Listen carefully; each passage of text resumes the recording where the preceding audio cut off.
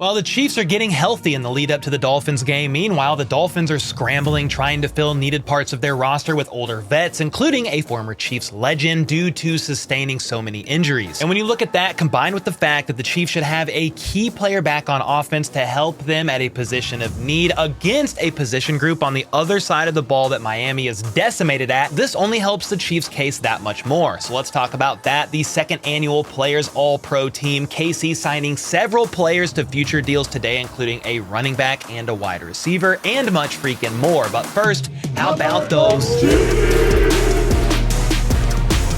First up today, the NFLPA announced their second annual Players All-Pro team, and this team was formed using a league-wide vote by active NFL players. You can see more of the players here on the screen, but there's notably 2 Chiefs players on this list, which is no surprise to me, and those are tight end Travis Kelce on the offensive side of the ball and defensive tackle Chris Jones on the defense. I was a bit surprised L'Jarius Sneed didn't crack this list, but hey, he also didn't make the Pro Bowl as a starter, so what do I really know? I mean, hey, this list was voted on by active players in the league on who they think is the best right now, so I'm not going to disagree with them, which is exactly why I find it funny to see comments of people thinking Travis Kelce has no right being on this list, and it should instead be rookie tight end Sam LaPorta or even George Kittle. And honestly, I'm sure at least one of those guys were close to Kelce on the list as far as total votes are concerned, but the players voted and Kelce won, so that is that. However, people are arguing that since LaPorta had the most receptions for a rookie tight end in NFL history with 86,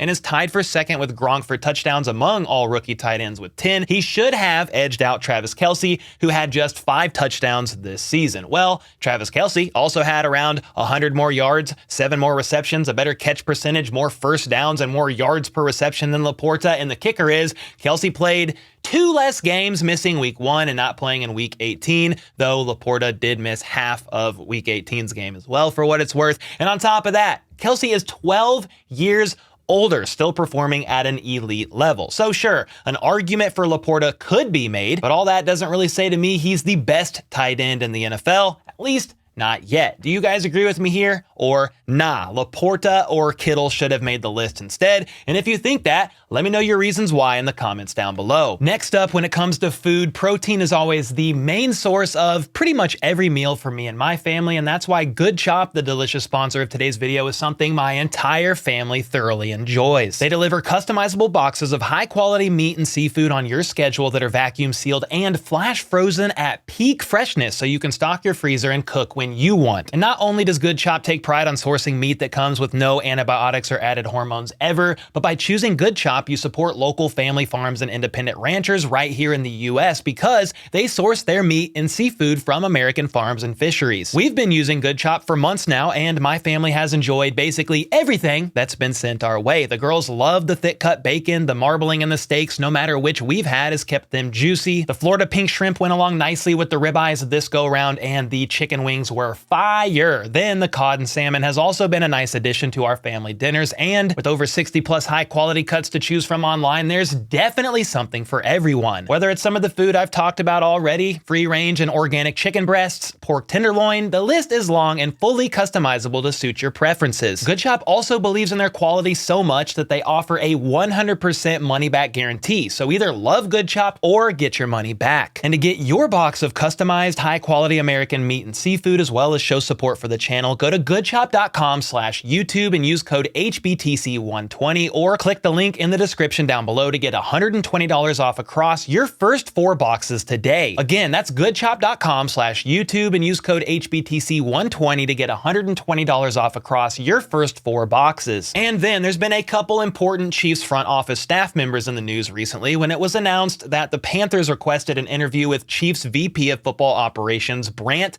Tilis for their vacant GM position, and the Washington Commanders requested permission to interview Chiefs assistant GM Mike Borzgonzi for their current GM opening. Brandt Tilis has been with the Chiefs for 14 seasons and is in his 3rd as VP of Football Operations. He's worked his way up over the years and works directly with GM Brett Veach on all aspects of the club's operations. So yeah, he's definitely a great candidate for the Panthers, but also an important person right now for Kansas City. Then Mike Borzgonzi has been with KC since 2009, helping with college scouting, then pro scouting, and currently supervises and directs the club's college and pro scouting operations while closely supporting and advising GM Brett Veach with roster management and player acquisition via the draft, free agency, waiver claims, and trades. Basically, Borzgonzi is a key piece of the Chiefs front office staff, and I would also hate seeing that man or Brandt Tilis gone, and God forbid they lose both of these guys in the same offseason. Please know, as they would not be easy to replace. From here, I gotta mention that the Chiefs just signed 4 players to reserve futures contracts today: quarterback, defensive end, a running back, and a wide receiver. And before I get into who, it's first worth reminding those who forgot, or maybe just telling people that don't know, that a futures contract is a contract players can sign where they do not count against the team's salary cap or roster count until the beginning of the new league year, which is in March. They can't negotiate with other teams during this time either while signed to a futures deal, and teams can sign as many players to futures contracts as they choose as long as it does not put them over the 90-man limit that takes effect the first day of the new league year. And finally, the players that can sign this type of deal are ones that finish the season on a team's practice squad or as a free agent, i.e. not on a team's active 53-man roster. And before you say, "But Cole, who cares?" These signings will never amount to anything for Kansas City. I'd like to present to you a recent player, Exhibit A, wide receiver Justin Watson, who signed a futures deal with KC back in February of 2022 and has obviously contributed way more than expected since. Anyway, here's the 4 players that KC just signed. First is quarterback Ian Book, a former 4th-round pick by the Saints in 2021, who did make one start his rookie season when every quarterback ahead of him on the depth chart was placed on the COVID list. And honestly, he had a rough game, going 12 for 20 for 135 yards and 2 picks as the Saints lost to the Dolphins 20-3. Next up is defensive end Jordan Smith, who's a big body edge rusher at 6'6" and 255 pounds. He was drafted by the Jags in the 4th round of the 2021 draft and has been a journeyman the last few years, but has failed to see the field in any real capacity. Next up is running back Hassan Hall, who was a dynamic player in college, racking up over 2,000 return yards during his 4-year career at Louisville. The 5'10", 196-pound back that ran a 4.46 40 went undrafted in 2023, though, signing with the Browns and making their practice squad, but has bounced around a few different practice squads throughout the season. Then finally, there's rookie wide receiver Jacob Copeland, who's an athletic receiver, standing 6 foot tall, 200 pounds, and ran a 4.42 40. He racked up 112 receptions for over 1,700 yards and 11 touchdowns in his college career with the Gators, then spent 2021 with Maryland before declaring for the draft, the 2023 NFL draft, where he went undrafted, signing with the Titans, but eventually getting waived. He then joined the Vikings for training camp before ultimately being waived again before the season started, and has been off and on the Steelers practice squad since,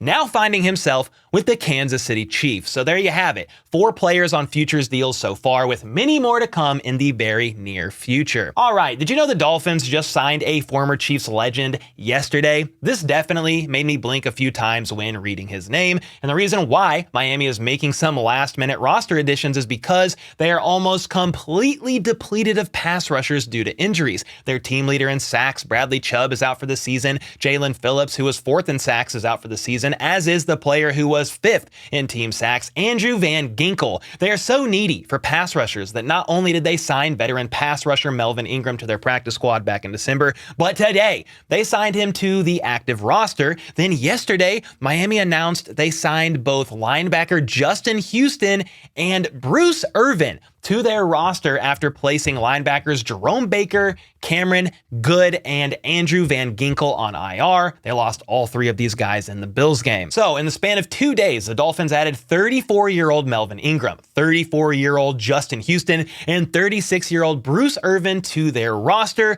with those guys about to be rotated in as pass rushers, as well as 30-year-old Emmanuel Ogbah, who's been holding it down there in Miami. So while age is one crazy factor at play here, another is the fact that Justin Houston played for the Chiefs for 8 years. We all know that, Chiefs legend. Emmanuel Ogbah was traded to KC in 2019 in exchange for Eric Murray and played for about half the season before tearing his pectoral. Then Melvin Ingram was traded to KC in 2021 and played for them until they were bounced in the AFC Championship loss to the Bengals. So basically, this Chiefs and Dolphins game is featuring the current Chiefs O-line against the former Chiefs defensive line, but the geriatric version. From here, we have some important injury updates to talk about via Andy Reid's presser yesterday and the injury report so far this week after 2 practices. Andy was asked about a few players that are on IR, and he did not seem confident in a Bryan Cook return, saying that would be a tough return right now the way it sits, meaning even though Cook is eligible to return from IR, it's not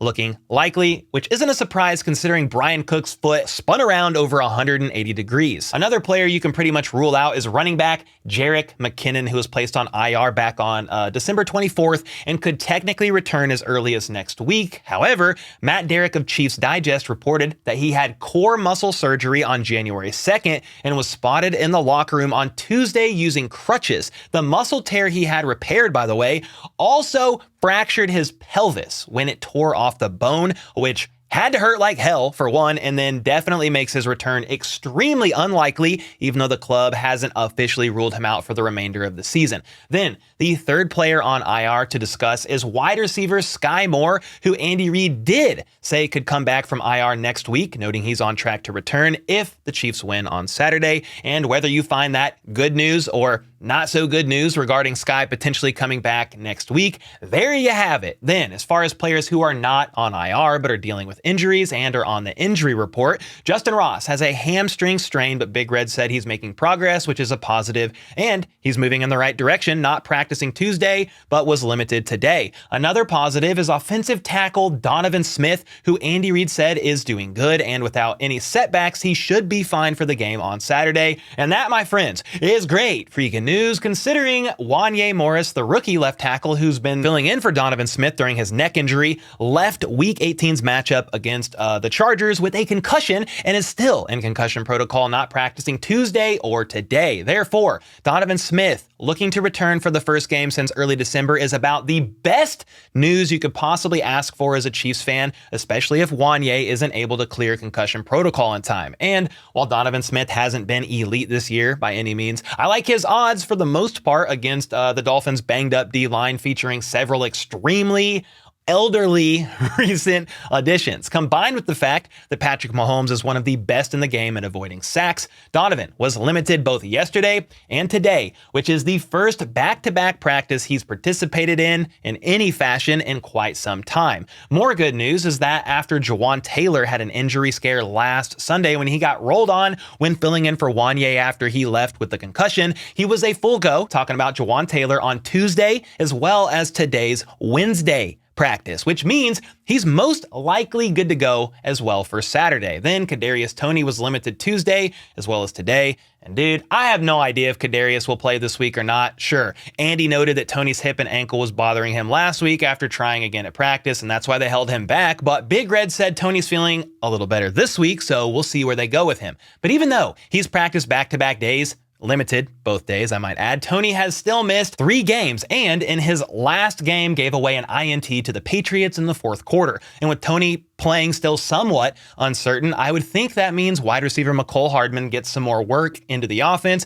especially with him coming off a game where he played 100% of the snaps and caught 6 passes for 77 yards from Blaine Gabbert. Yeah, but still, 6 passes for 77 yards is nice. However, offensive coordinator Matt Nagy makes me feel not so confident about an uptick in Mecole's usage this Saturday. When asked about Mecole today, Nagy said that he could possibly a little bit see an increased role from Hardman. Last week was good for him. He's a vet, blah, blah, blah, blah, blah, blah. But what that also likely means to me is MVS is about to be out there all game long running wind sprints. I'd love for him to ball out in this game though, don't get me wrong, as late is always better than never. So please God, please remind MVS how to catch a football in this game. Anyway, as far as the rest of the injury report goes, Snead was the only other player that was limited at practice Tuesday, but was a full go today. And I'm not concerned with him missing this game. He rested up all last week and should be fine. Everyone else on this report was a full participant and should also be good to go, including some key players like Nick Bolton, Isaiah Pacheco, and Rashee Rice,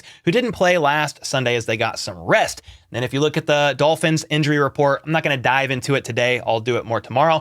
You have several DNPs, and then every other player, high-profile players, I might add, were all limited both during yesterday's walkthrough practice and today's practice. So definitely worth keeping eyes on there as far as the Dolphins are concerned. And with all that being said, what are your thoughts on the Chiefs being pretty freaking healthy heading into this freezing cold game against Miami, especially compared to how the Dolphins are currently looking by signing old vets to their roster this week. Does that give you any additional confidence for the Chiefs offense or not really? Let me know either way in the comments down below. And until next time, let's go. Let's freaking go. How about those?